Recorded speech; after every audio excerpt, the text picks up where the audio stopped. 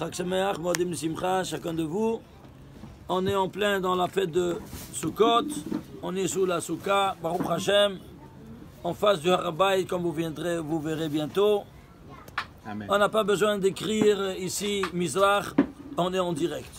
Et vous êtes en direct avec moi. Où ça? Avec le Beth Amikdash. Regardez ici. Qu'est-ce que c'est que la Souka?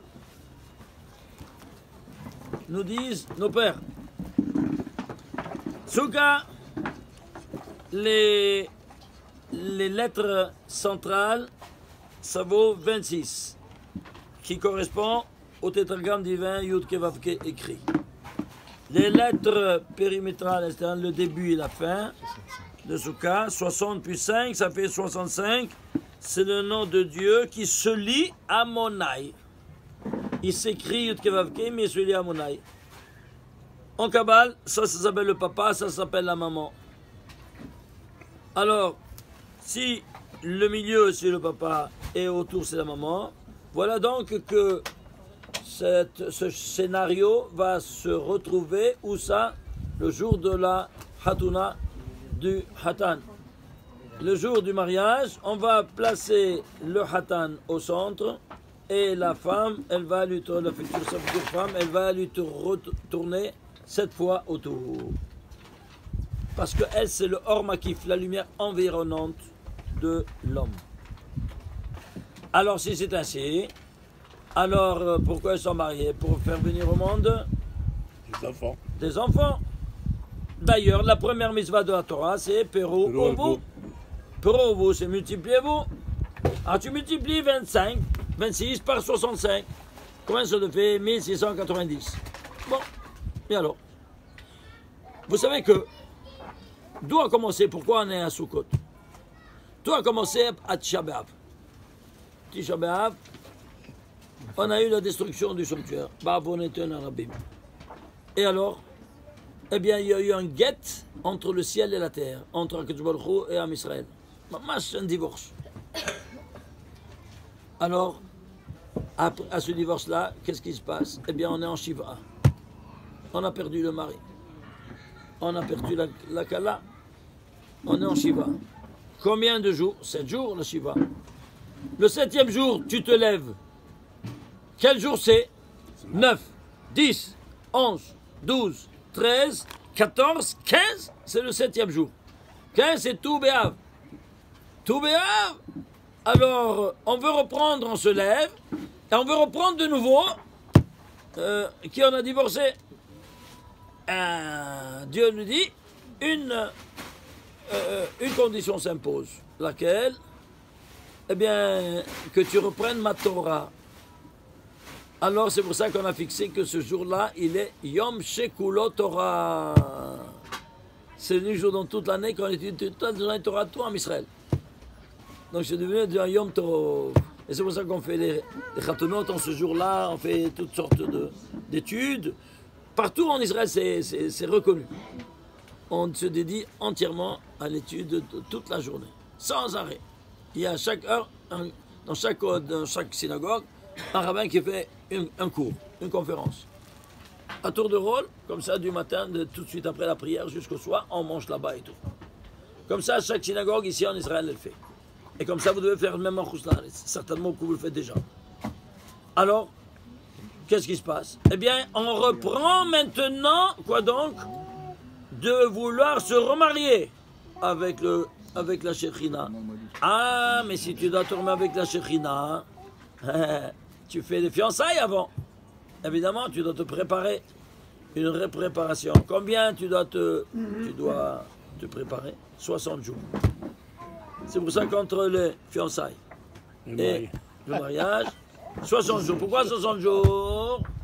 Parce que dans le récit de la création universelle des 7 jours, le récit de la Genèse, de Bereshit jusqu'à la dernier mot du Shabbat, récit des 7 jours, il y a 1815 lettres qui ont été utilisées. Et une lettre n'a jamais été utilisée. Laquelle est-elle? Sa mère.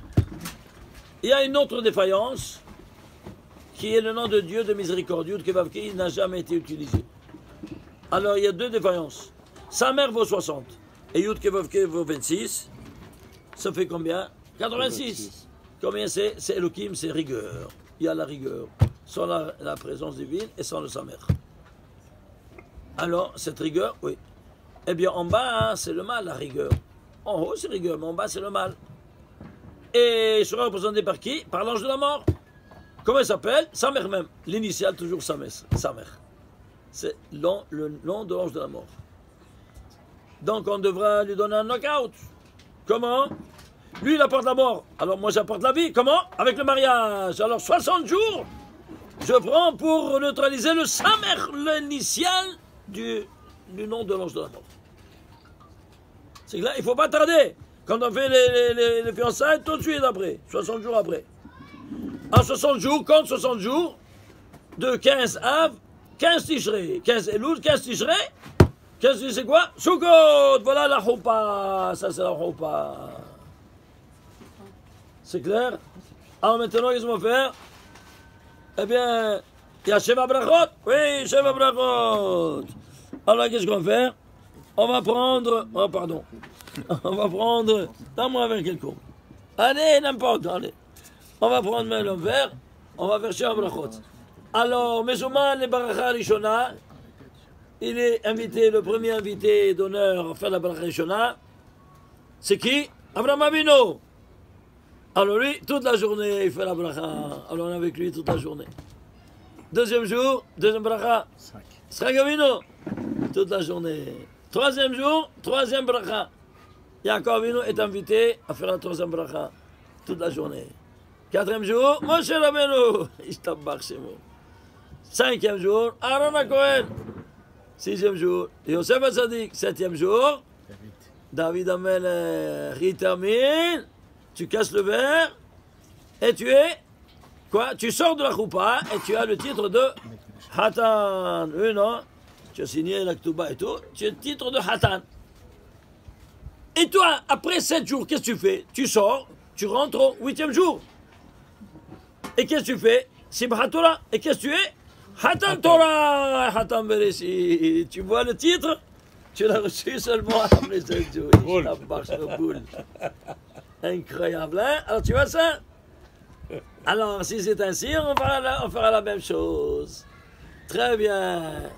Alors maintenant, quel rapport ils ont, les 7 invités d'honneur, avec la Souka? Ils doivent avoir un rapport, oui, non? Très étroit. Oui, non? Attachez vos ceintures. J'ai été chercher combien de fois se trouve le nom d'Abraham dans la Torah. Il se trouve cité 151 fois. Yitzhak Avinu se trouve cité 101 fois. Yaakov Avinu, 212 fois. Moshe Rabbeinu, 736 fois. Aaron HaKohen, 301 fois. Yosef, 180 fois. Et David, comment David? David est dans le Nar, il n'est pas dans la Torah. Oui, mais David, c'est la Malchut, n'est-ce pas? C'est le roi. Le roi, c'est la Malchut. Et la Malchut, c'est la 10e séphira, et l'unique qui n'a pas de lumière, elle est cachée.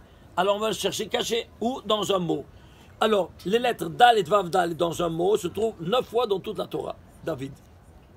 Comme Doda et Béni, Dal et Vav Dal. Au milieu, caché. Parce que la Malchut n'a pas de lumière en soi. Alors tu dois la chercher cachée. Et combien se fout? 9 fois. Ils doivent être joints dans le mot? Pardon? Ils doivent être joints, les trois lettres, Dalet, Vav, Dalet? Ils doivent être ensemble. Sans espace. C'est-à-dire sans aucun intervalle de lettres. Et il y a 9 fois dans toute la Torah. Incroyable. Lui, c'est David. Ah, tu vois, David. Ah. C'est pour ça. Tu piges. Alors, dans ces conditions-là, fais la somme de tous ces 7 présences dans la Torah. 1690, 26 fois 65. Ouais. Tu piges? C'est pas incroyable?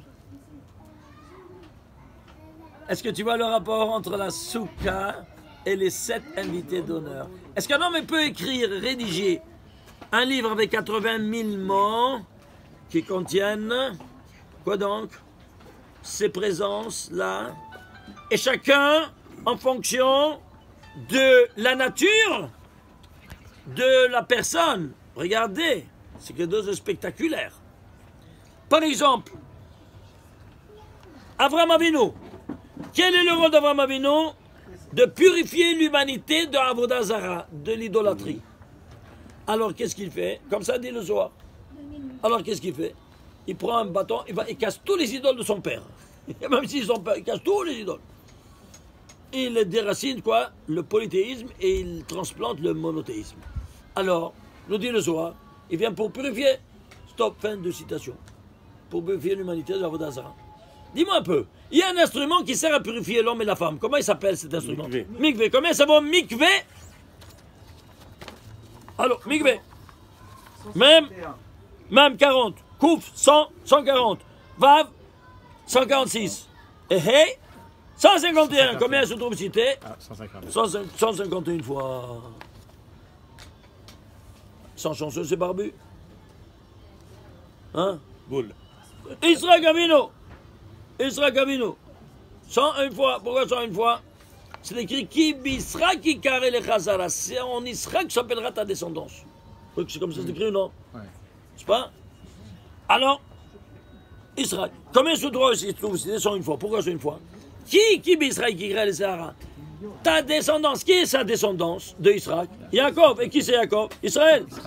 Alors Jacob, Israël, un noir, c'est la même chose? Oui. Combien ça vaut Israël? Israël, combien ça vaut? 101. Gematria, non? 540. 541. Est-ce que tu peux diviser 541? Non. C'est quoi? Un nombre premier. Lequel? Le 101e nombre premier. Vous l'avez étudié, vous, hein? 541. Hein? Pendant 1 an et demi, 2 ans. Hein? Ils ont étudié à Montréal pendant tous les livres. Ils ont fait ça systématiquement. Est-ce que tu vois ça? Yaakov Avinu, il est aujourd'hui, et quoi? Il est le Gilgul de Nishmat Adam Arishon. Adam Arishon, il a été chassé du Gan.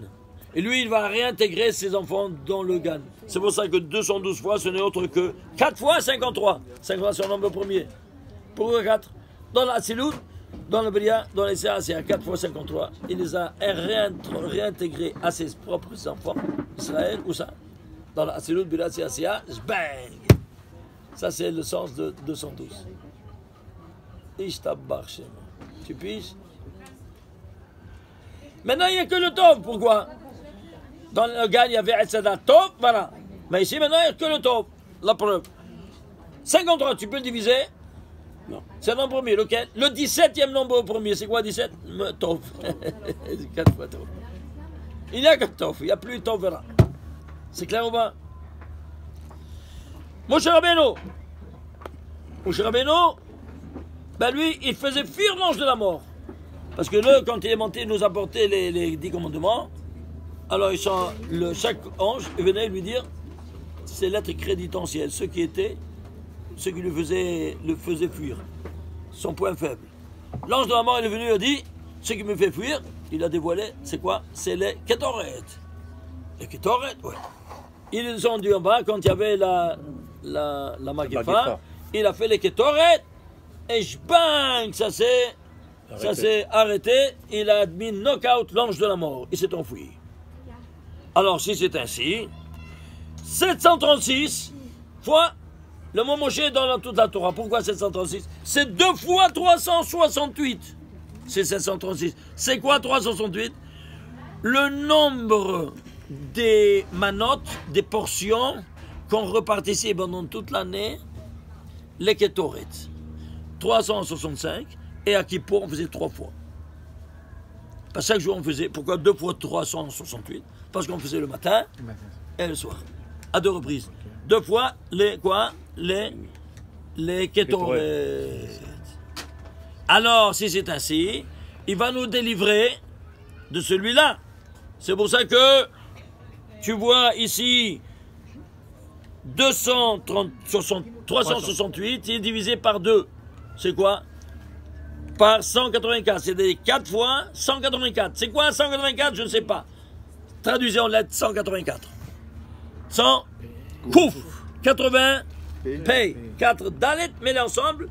Pagode, Ifkod, qui va dire ce mot-clé? C'est lui le sauveur. Votre sauveur. Comme ça nous dit Yosef avant de mourir. Et qui était le sauveur d'Israël d'Égypte? Moshe Rabbeinu. Je t'en parle, c'est bon. 4 fois pour les 4 mondes. Il les a fait sortir. Il les a introduits dans les 4 mondes. Incroyable ou pas? Est-ce que tu vois chacun, une fois de plus, tout s'écroule. Tout ce système s'écroule. Et tout ce langage s'écroule. Tout un langage super caché. Aaron Cohen, qu'est-ce qu'il avait comme monopole? L'allumage de la menorah. Il n'y a que personne ne pouvait allumer la menorah, ce n'est que lui, pendant toute sa vie. Pourquoi? Parce qu'il s'identifiait à Botsina Kadisha à la menorah. Alors, si c'est ainsi, combien ça vaut menorah? Même 89. 40, non 50, 26, ça fait 96, reste 200, 296, et hey, 301. 300, combien de fois il se trouve? 301. Ah peut-être ils sont chanceux ces barbus. Alors j'ai pris quoi? J'ai pris ici menorah malé en entier. C'est-à-dire avec la dimension cachée. Menorah même en entier. Noun en entier. Vav en entier. Resh en entier. Et He en entier. Total 733. Eh bien tu as pris menorah en entier. Prends aussi Aaron en entier. Celui qui l'allume. Aaron en entier. 733. Ils sont chanceux ces barbus une deuxième fois. Ah, là, ce n'est trop, hein? Trop, c'est trop. Alors là, je défie n'importe quel scientifique à me dire que ça, c'est le jeu du hasard. Ou un heureux concours de circonstances statistiques. C'est clair? Alors, ceci étant dit, qu'est-ce qu'on a? Il y a une autre composante qui rentre en jeu. Comment il allumait la menorah?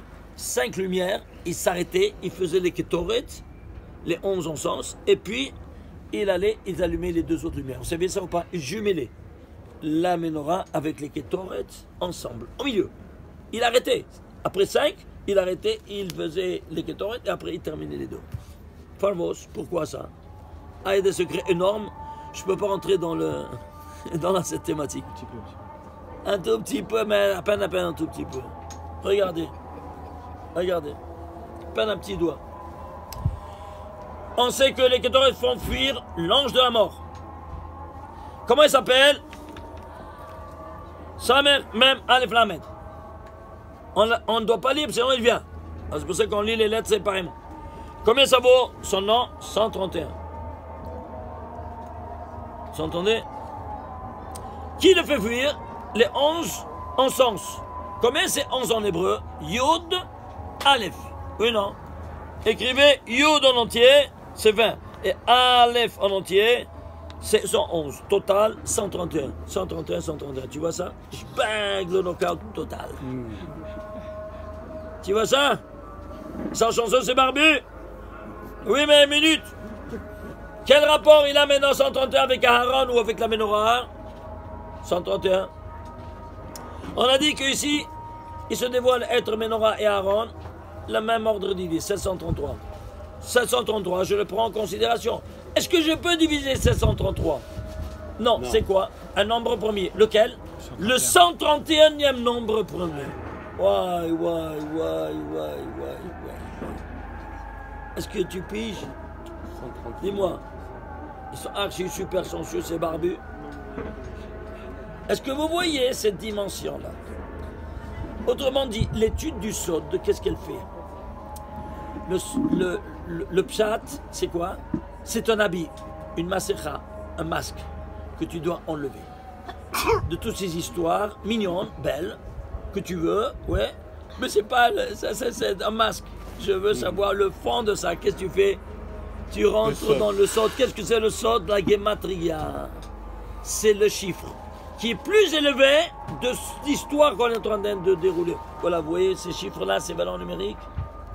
Vous comprenez comment ça fonctionne? Et quand on dit, par exemple, l'ange de la mort qui vaut 131, c'est pas pour rien. Pourquoi? Parce qu'il prend l'ange de la mort, c'est maximum 100. 100, mais une mesure exacte, c'est rigueur. Et qui c'est la rigueur? C'est lui. C'est la rigueur. Alors 100, c'est rigueur. Toi, tu n'es pas dans la rigueur, tu es au-dessus de la rigueur. C'est pour ça que toi, tu es le 101e nombre premier. 101e nombre premier, c'est 541, c'est Israël. Tu es au-delà de tout mazal, au-delà de toute rigueur. Tu viens de la miséricorde. C'est pour ça que toi, tu es 101. 101e nombre premier, 541, c'est Israël. T'as compris? Alors, ceci étant dit, 100, il ne peut pas vivre s'il ne prend pas sa sève vitale de la sainteté. Alors il doit prendre sa sève vitale du nom de Dieu Aleph Lamed. Tu vois Aleph Lamed? Tu vois la main? Sans cela, il n'a pas de vitalité. Alors c'est pour ça que il vaut combien? 131. Vous avez compris maintenant? Vous voyez comment chaque chose, il a un point d'appui à la sainteté. Sans la sainteté, même un shaker, le shaker, le mensonge, ne peut pas tenir s'il n'a pas une étincelle de vérité. Tu comprends? Il ne peut pas te dire. Tu ne peux pas dire des choses des inanités. Oui. Pour te faire croire, tu dis un mensonge, mais avec quelque chose de vrai. Ah ben c'est quelque chose de vrai là. Tiens le mensonge. Mais il a les jambes courtes. Parce que tôt ou tard, il se casse la gueule. C'est clair ou pas maintenant? Voilà comment ça fonctionne. Ça c'est un principe fondamental. Le shaker, il est gâche, mais il ne peut pas survivre si tu ne lui donnes pas, toi, cette sève vitale. Pourquoi cette vitale c'est caractérisé par Aleph Lamed? Parce que Aleph Lamed, c'est le premier des 13 attributs de miséricorde. Kael Rachom Veranu Enarmam Chesed. Tu vois ça ou pas? C'est le premier. Et bien tu prends la tête, alors il prend ses vitesses de là-bas. D'où des 6 jours qui ont été rédigés en 31 versets. Tu comprends? Ah voilà d'où il est. Où il est dans les 6 jours. Où il a opéré au 6e jour. C'est toi qui lui as donné la force.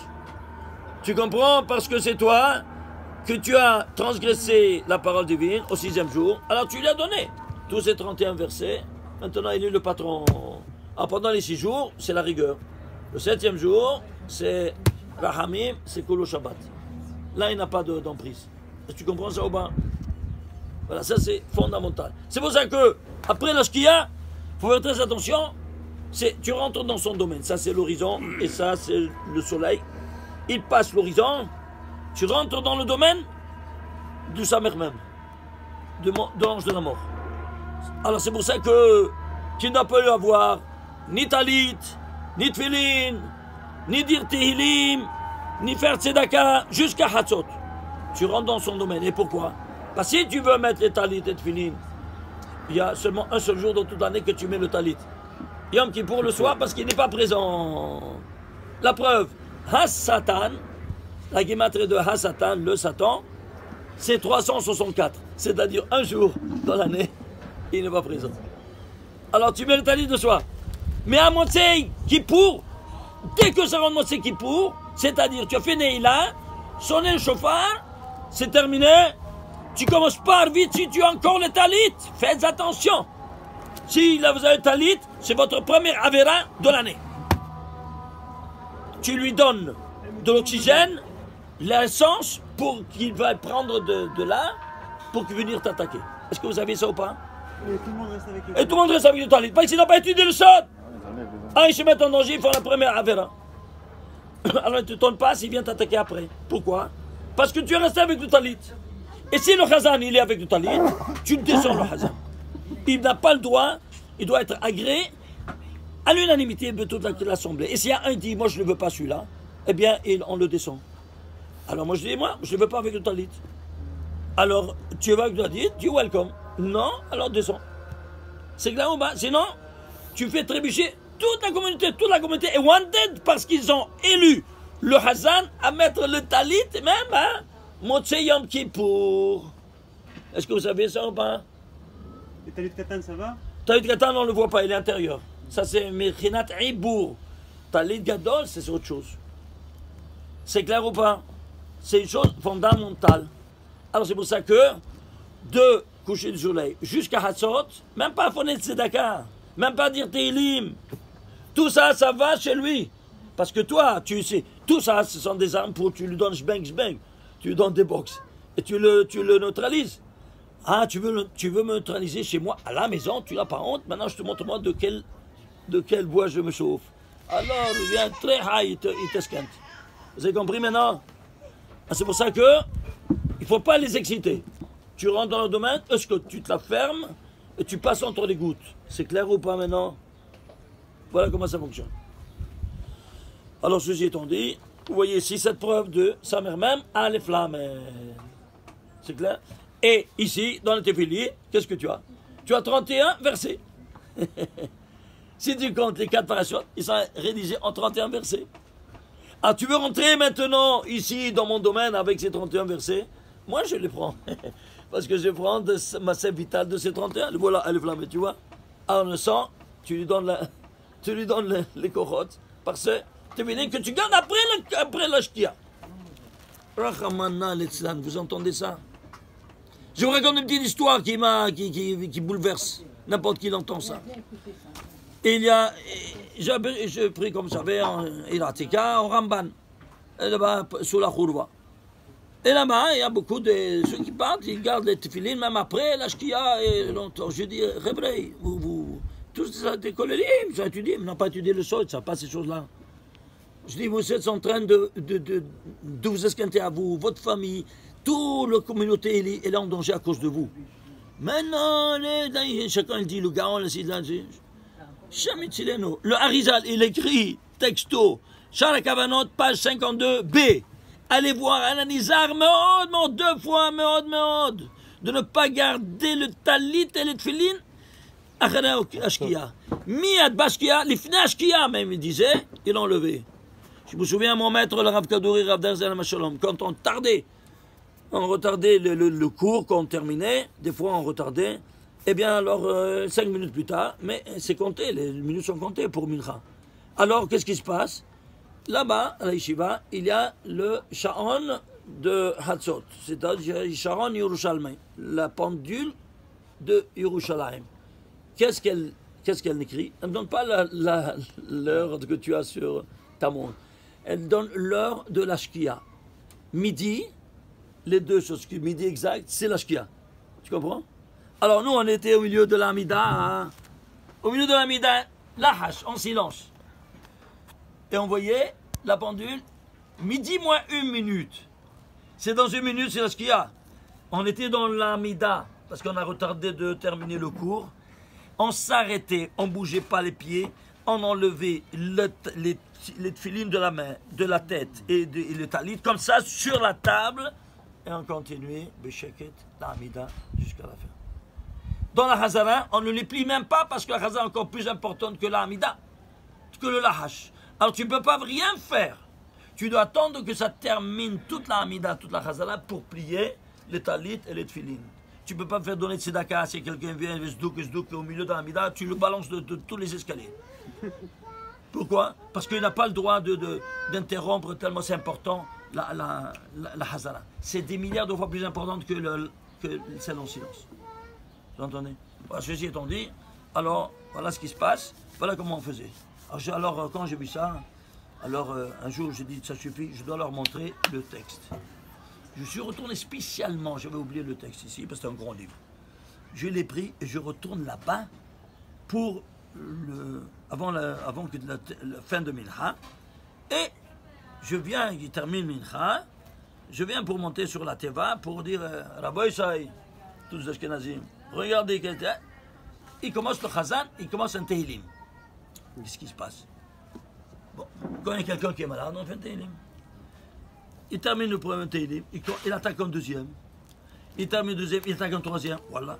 Il n'a jamais fait ces 3 Tehillim un derrière l'autre. Ah, je demande à ceux qui étaient proches de moi, je dis, dis-moi, qu'est-ce qui s'est passé? Qu'est-ce qui s'est passé? Pourquoi 3 Tehillim? Qui c'est qui est grave? Quoi, tu n'as pas entendu? Non, je n'ai pas entendu, qu'est-ce qui se passe? Il me dit, tu vois, ça c'est en colère, là-bas c'est en colère aussi. Pendant le jour, on étudie. Celui qui était assis, celui qui était ici, celui qui était là-bas, ils sont sortis à 1 heure, il y a quelques heures de ça. Ils sont sortis à 1 heure pour aller manger à la maison. Il y avait un terroriste qui les attendait à Shar Yafo, il les a pardonnés, les 2 morts. Père de 5 enfants, 7 enfants. Quand j'ai entendu ça, j'ai dit, ça c'est le résultat de ces... Comme il a créé le Rizal. Anizal Meod, il était craintif doublement. Pourquoi? Parce que tu donnes aux Hitzonim, aux forces du mal, qui s'appelle en Kabbalah Hitzonim. Pourquoi Hitzonim? Les forces externes, parce qu'elles ne peuvent pas rentrer à l'intérieur. Alors où elles t'attaquent? À l'externe. Où il les a attaqués? Pas dans le Sina. Quand ils sont sortis de la vieille ville, en dehors des murailles de la vieille ville. Après Shar Yafo. Tu te rends compte? Vous entendez ça? Alors là, je me contenais plus quand j'ai entendu ça. Je vois sur la téléphone, il a terminé, j'ai tapé sur la terminale. Vous écoutez tous maintenant. Viens-toi, c'est pas moi qui va lire, c'est toi qui vas lire parce que je veux pas que tu dises j'invente. Lis maintenant, à haute voix s'il te plaît. Il a pris, il a commencé à lire à haute voix. Tous ils sont restés comme ça, bouche bée. À lire le Harizal, le chef des Ashkenazim. S'il n'est pas Sfaradi, le Harizal, oui, il est Ashkenazi ou non? Alors qu'est-ce que vous pensez? Qu'est-ce que vous parlez? Comment vous permettez? Qui est plus grand que le Harizal ici? Silence de tombe. Bon, maintenant, bon entendeur, salut. Voilà qui s'est apporté la mort maintenant de ces deux Avrachim qui étaient parmi vous. Parmi vous! Parce que vous continuez à tenir les Tévili après la Shkia. Ah, j'ai attaqué le Rosh Yeshiva, parce que le Rosh Yeshiva aussi, il ne savait pas. Ah ben, je ne savais pas, moi, je ne savais pas. Ah, tu ne savais pas? Ça coûte cher de ne pas savoir. Ah, je vais de temps à autre, tu danses à autre, tu reviens. Qu'est-ce que tu danses à autre? C'est quoi? C'est un passage, seulement quand tu as le temps, tu viens étudier, ou tu écoutes. Le soir, on n'étudie pas comme ça, on n'écoute pas comme ça de temps à autre. C'est une étude systématique. Et si je n'étudie pas systématiquement, ça ne vaut rien. Voilà les résultats. Est-ce que vous comprenez maintenant? Voilà. Ça, c'est ce que je voulais vous dire. Pardon? Qu'est-ce que tu me dis? Ça va? Alors maintenant, ici on retourne, ici on termine, avec ici le David 9 fois. Yosef. Ah, Yosef, pardon. Yosef, 180 fois. Pourquoi? Parce que, oh Yosef Rai! Le père il demande, oh Yosef Rai! Est-ce qu'il vit encore? Pourquoi 10 fois? Parce que lui, il était intègre de tous les 10 composantes du corps humain, comme vous savez. Le corps humain, il est composé de 10 séphirotes. N'est-ce pas? Vous savez, non? Ici, Chochma, Bina, Da'at, les 3 de 7. Hesed, Gevura, tu fais tout le corps. Netzach, Hod et Yesod, le Brit Mila. Et Ateret Yesod, c'est la Malchut. Donc voilà, tu as tous ces 10, il était intègre. Hod, Yosef, Hay. Et lui, il sera 10 fois Hay, présent dans toute la chose. Pourquoi? Le tzaddik, il est éternellement vivant. Termine David, qui est la Malchut, qui est la 10e séphira, qui reçoit ordre des 9 séphirotes supérieures. C'est pour ça que c'était 9 fois. Est-ce qu'un homme il peut rédiger tout ça en clé de Kabbalah, selon la signification de chaque rôle de chacun, n'est-ce pas? Et qu'il y a un pas plus de moins, un plus de moins de plus, hein, tout s'écroule. Vous voyez quelle dimension incroyable? Ça, c'est la Souka. Vous avez des questions? Oui, vas-y. Vous pouvez reprendre ce que vous avez dit au tout début sur le 15 Av, je ne sais pas ce que Sur le 15 Av. 15 Av. C'est du 15 Av, c'était le deuil. Et tu as 60 jours, on a dit? Tu dois faire 60 jours. Le deuil, c'est le 9. Le 9, mais tu te lèves quand? Tu fais 7 jours de Shiva. Ouais. Tu tiens le deuil jusqu'au 15? Au 15, on se lève, et bien sûr, tu refais les fiançailles. 60 jours après le mariage. 60 jours après les fiançailles, tu te maries. Et c'est la choupa, la souka. C'est quoi la fin des Shiva? Pourquoi c'est un fiançailles? La fin des Shiva, parce que c'est le premier jour, je veux reprendre ma femme que j'ai divorcée. La Shrina. La Shekhinah. C'est pas un fiançailles. Mais dis-moi,